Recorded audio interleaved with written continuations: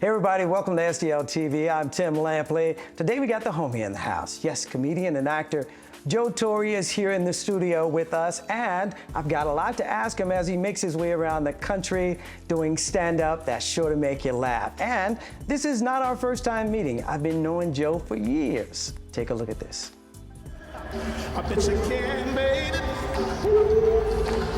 When I was young, my mama used to say, boy.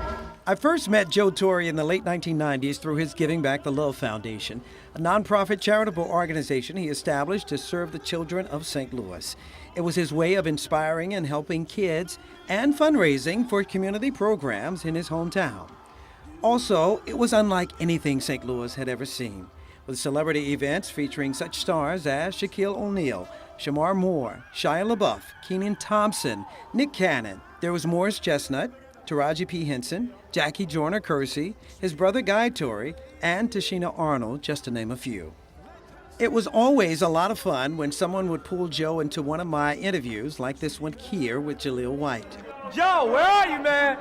You gotta talk about them teams. You gotta talk about them teams. Joe Torry. You know, Joe. He's not on my team. Joe's a little more than just a host. He's also a shady GM out here this weekend. Just a few years earlier in Hollywood, the comedian and actor had made a name for himself in standout roles like playing Chicago in 1993's Poetic Justice with Janet Jackson, Tupac Shakur, and Oscar winner Regina King.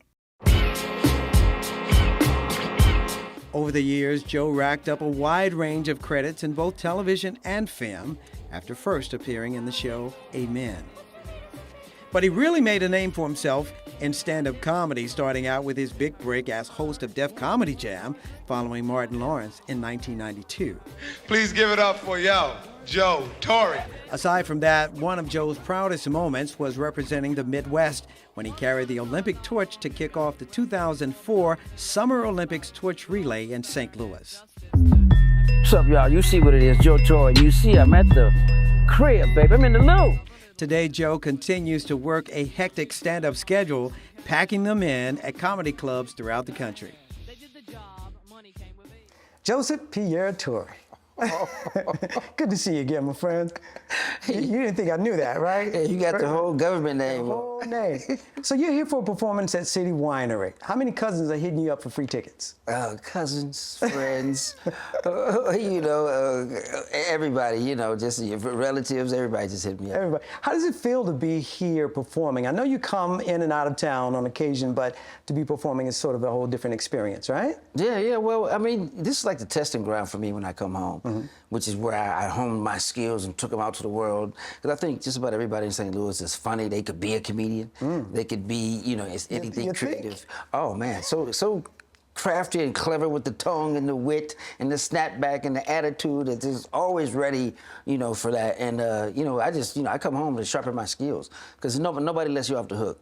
In the video we just saw, there's a picture of some video of you wearing the cowboy hat. Right, when you were hosting Def Comedy Jam. Right. I saw something on YouTube where Mike Epps sort of roasted you for wearing that hat. I need you to get your lick back. I got my lick back. It's too short in that clip.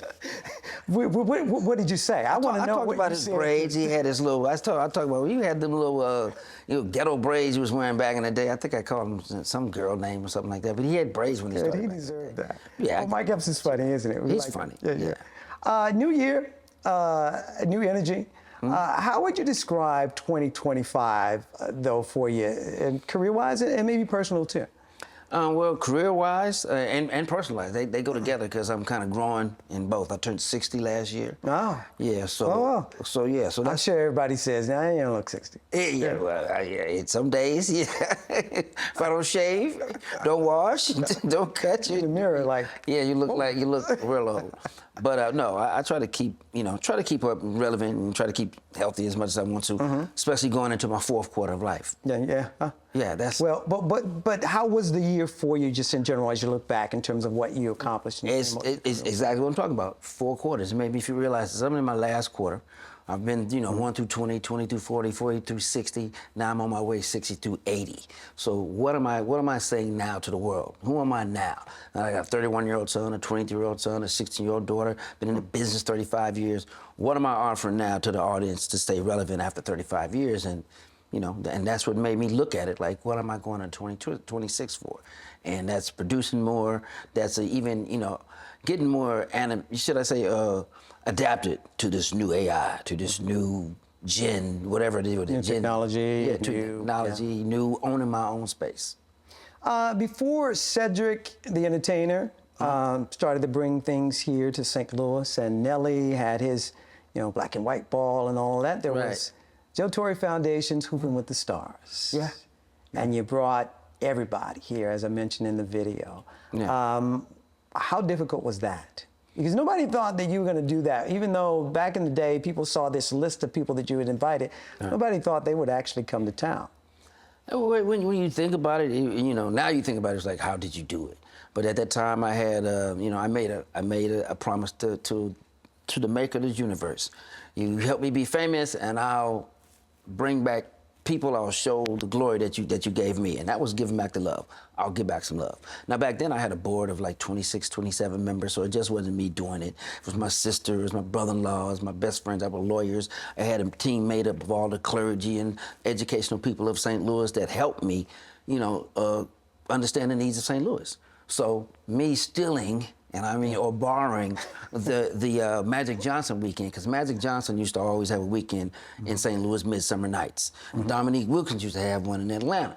So I was like, how can I bring that to St. Louis? Wait, Magic had one where? Magic had one in LA? Los Angeles, Okay. And Dominique Wilkins had one in Atlanta. Yeah. So two places I went to, I said, how can I bring that to St. Louis? We don't have, no stars. How can I bring that love and that 4-weekend fun to St. Louis? And I came out with the... There was so many people there, a lot of sports guys, a lot of entertainers. I met someone who was performing at one of the events, I think maybe halftime or something. Yeah. And he was like, yo, you come out to LA, you come hang out.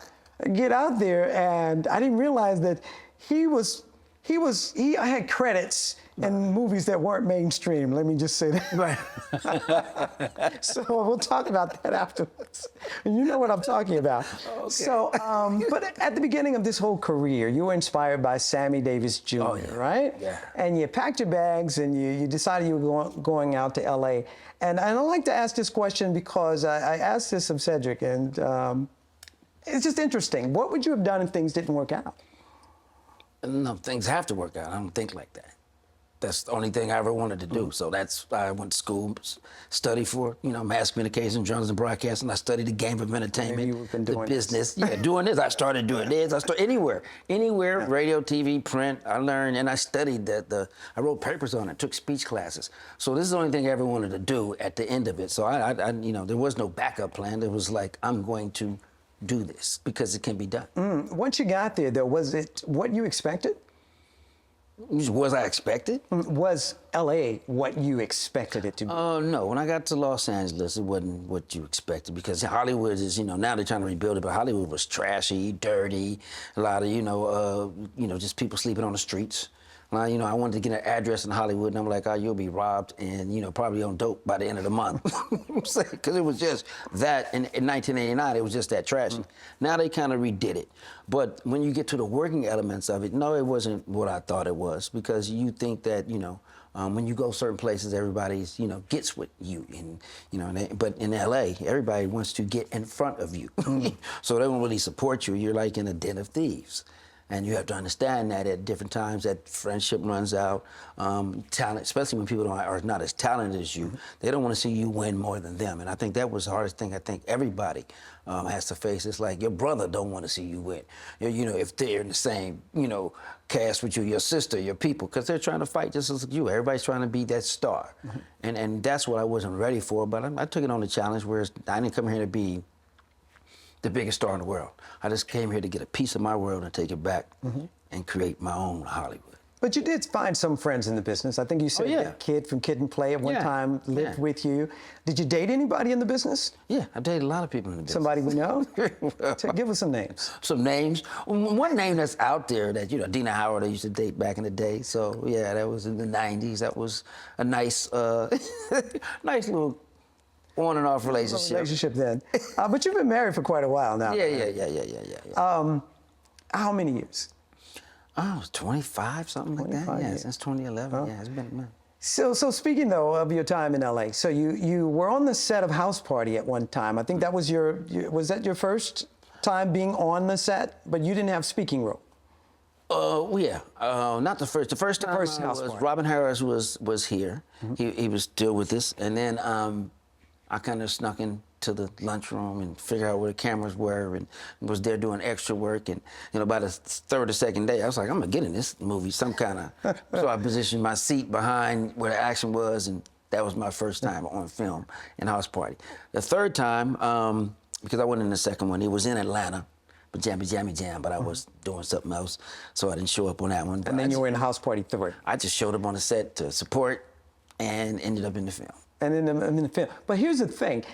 The first House Party was produced and directed by homies from St. Louis, Yes, too, yes, right? yes. So why didn't you go to the Hutland brothers, Reggie and Warrington, and say, look, here's what it is, brother, y'all from where I'm from, Well, put me in this thing. The first one was theirs. First one was theirs. Yes. First one was theirs. The next one And was... that's the one where you didn't have a speaking role. Well, I didn't know them. I didn't know them at But that you time. knew they were from St. Louis, I right? did not know Reggie You and did not Warrington know at that this. time. No, From the St. Louis area, I should say. I had just got to Los Angeles. Perfect timing. That's why you say your prayers, you know, to be at the right place at the right time, because they were doing Harlem Nights at the same time. So I got to meet Red Fox from St. Louis, all the stars. Sammy Davis Jr. walked past me on the set one time. Richard Pryor, I got the chance to see him, get to meet Eddie. And then, same time, like I said, that movie right there, that was the same year. Wow. And it's interesting, I thought, when I found out that there was an accident that could have derailed all of that. Oh, yeah. That you were in, was that right before you went to LA? Yeah. Really, in college, got into a big car accident coming, you know, back from, wilding out at the end of the school year. You know, we made this trip In college years. 1,000 times, Right. you know, going from Missouri back to Lincoln University, 'cause I went to Lincoln University, graduated. But got you all walked the- away with minor injuries? as I Nah, understand? I mean, yeah, I had like stitches over my body and stuff. Some people came out of it a little bit, you know, more damaged than me, but. Did you kind of, in retrospect, look back at that and think, Yeah. you know, Yeah. how did I survive that, and did that propel you to work harder at sort of making your mark in the world? Those are one of the moments. You get flashes in life where, you know, like it happened to me as a kid. My dad ran me over. On purpose?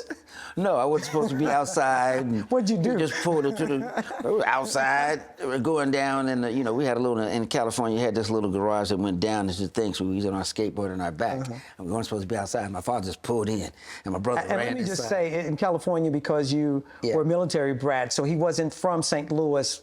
At that time. Yeah. At that So- time. Wasn't from there. Yeah. And just a bad kid, and everybody ran in the house instead of saying, Joe! And my father pulled up over me. And, you know, luckily I was small enough and the car had enough rise where I came crawling Jeez. out. But that was my first time to say, man, you know, do right and, you know, just flash. So that's another time, you know what I'm saying? I was out doing wrong and, you know what I'm saying? Your life is precious when you don't. But God was watching you, right? All the time. Family of 6. Yes. And I've met many of your siblings. Yep. So Malaka, I know. Roberta, I got to know during the Hooping with Stars. And Guy, I've seen out recently in New York City. But that's not, the first person that I met was the coolest. So it was your dad. Oh, God, yeah. And he saw me on Channel 5 here in town. I was doing news then. And he came over and recognized me And I didn't have to ask about getting into anything that you were throwing at that point because Pops had my back, right? Yeah, your back, yeah. And just the coolest guy. Wow. 60, we call him 64 Charlie, but yeah, he's because he don't like everybody, he don't take to everybody. So he must have saw that glow, and you guys were attracted to each other. About 11 to 12 years ago, he passed away. Yeah, going on 12 years. Did losing, and then your mom recently, right? Yes. Did losing your parents bring you guys closer together or farther apart in terms of your siblings? Oh no, closer together. Yeah, we were blessed to have a unit with, my mother was a school teacher, he was military, education, discipline, so we got to see a close-knit family, and every time, even when my father was getting sicker, we became closer because everybody pitching in, trying to, spend their last days with them. And that just makes us closer. So and then since the pandemic era, you get Zoom. So we have weekly and things of Zoom, on Zoom. So the last days of our mom, we was always getting her on and getting everybody on and getting each other's face. So we still do that religiously, like every day. There's a text going out to us that somebody sending a Bible verse or a good old verse or a happy birthday, because Guy's birthday was yesterday. So there's always that we're making our mother and our father proud. That I see how close you were to both your parents, but who was funnier? Oh, my dad. My dad was funnier, and then my mom, and then it comes me. So if you want to rate the family, my dad, my mom, and then me, and then there's Guy. When did they really realize that you were a celebrity? I think when I put the weekend together, when I brought people here that that they understood, and some of their heroes instead of everybody else, like Uncle Phil, James Avery.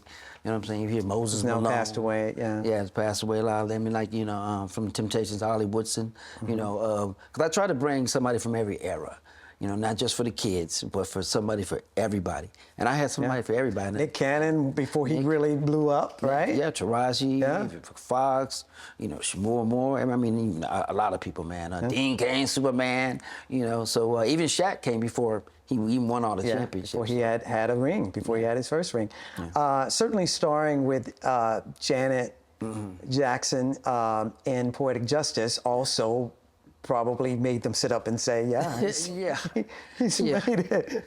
Because I think Regina King and Tupac, we were all, Regina was on her level above us. She wasn't the Oscar winner. She wasn't, or the director, right. But she was known. But yeah, that movie right there.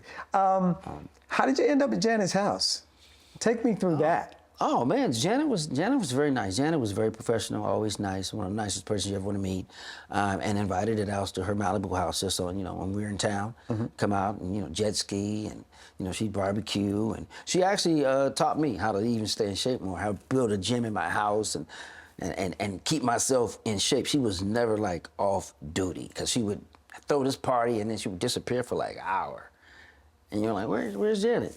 And then you look around, and one time I went upstairs, and she had a gym, built in her house, and her trainer was up there. And you pick up some real professional habits from superstars. And then there's Tupac. Yes. This year will mark the 30th anniversary of his death. Yeah. And he died, I think, when he was around 25, right? Yeah. Why do you think so many people are fascinated with his life still? And you get a lot of questions about him. Yeah. Well, for one, so many people think he was a martyr for his era and his style. When he preached what he said, and for some other people, he was right. He was healing. His music is healing. They're teaching it in some colleges right now because he was poetry, way before his time. But I think he came at the right time, that people were listening, because that was the conscious era. What do you really remember about him?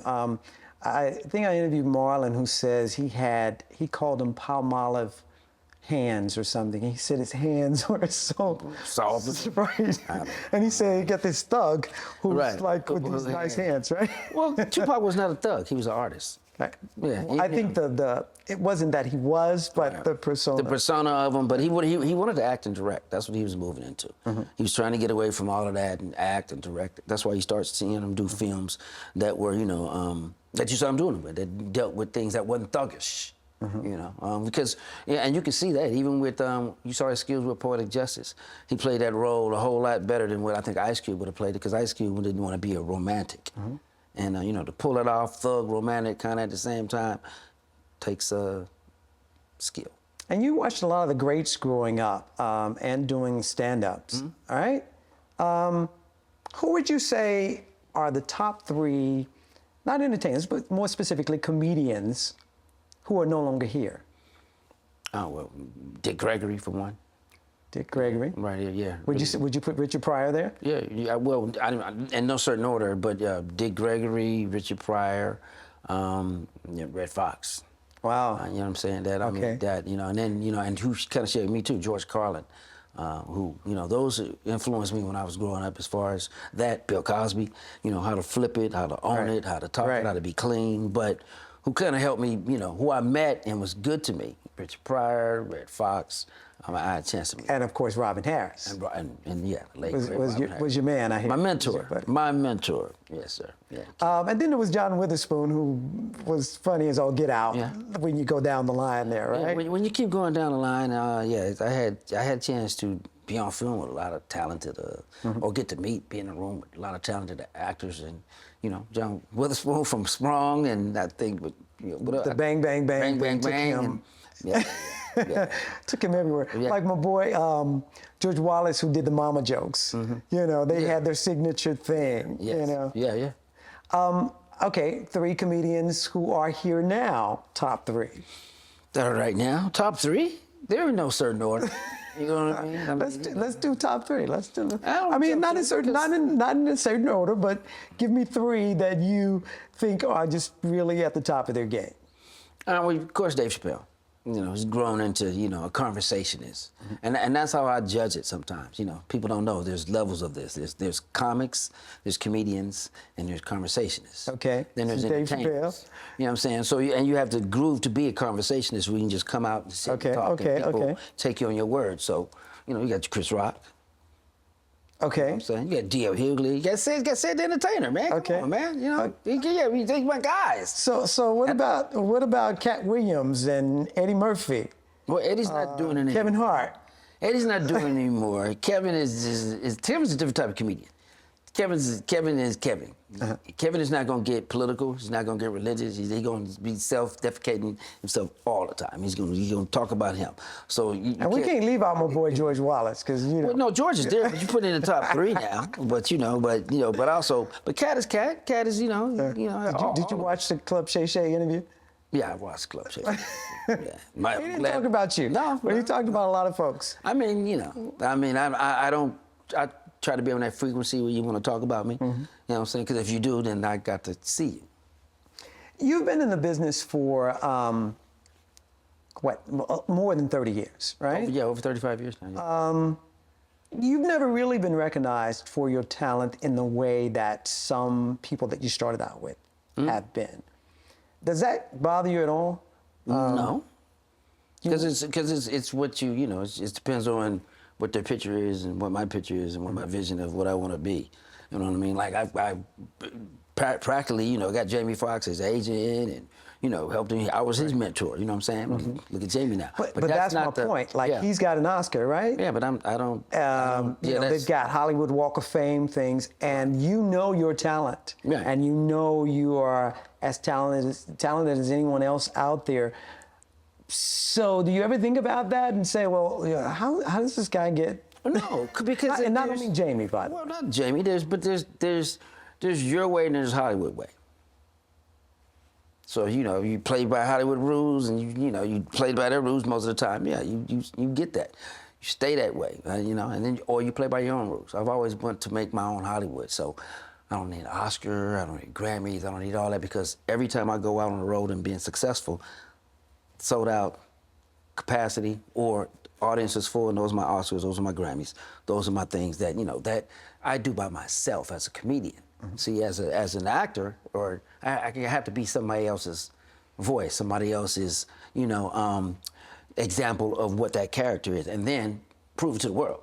Which, yeah, you can do if that's what you want to do, but, you know, I mean, that can come if I challenge myself to play some of those roles. But some of these roles I don't like. Some of those roles I won't do. You know, just because, you know, as who I am as a man, some of them roles I think you can get somebody else to do, because that wasn't my true game. I'm not a true theater cat. You know what I mean? That's Denzel. Went to school and went to Juilliard. Now, yeah, I can transform to be those things, but I ain't dead yet. You know what I'm saying? If they happen, they happen. Cool. But if not, I'm just happy to be able to do what I did with Getting Back to Love. You know what I'm saying? Speaking of challenging roles, though, what happened with the Miles Davis? Oh, it's still coming. Miles is coming. Miles is, see, the way Hollywood has changed so much now. He's a hometown person too. Yeah, but the way Hollywood is doing films now, you know, it's because there's an era of films they don't accept no more to be considered for, you know what I'm saying, a nomination. So explain that, though. You are working on putting together a documentary or a... my own platform. Miles. My own platform, my own Tubi, my own Netflix, my own Amazon, my own Hulu. Got it. It's called Soul TV. My own network. My own STL TV. You know, that's probably the best way to now sort of navigate this career, right? Yeah. You know, one of the things, too, I've never seen you in is I always thought that you'd be great in those the sort of period pieces way back before the civil rights. Never seen you in 12 Years a Slave or Underground or see, and that's, or Harriet. None of those with, you know. Listen, it's a lot of things that I can say that I, you know, like. But you'd be one of the rebellious ones, I'm sure. Yeah, but. Your character. Put it like this, the opportunity for Jerry Maguire. I had that chance. Which character? To show me the money, the part Cuba played. I didn't even go in for the part. I turned it down because, you know, I was kind of burnt out.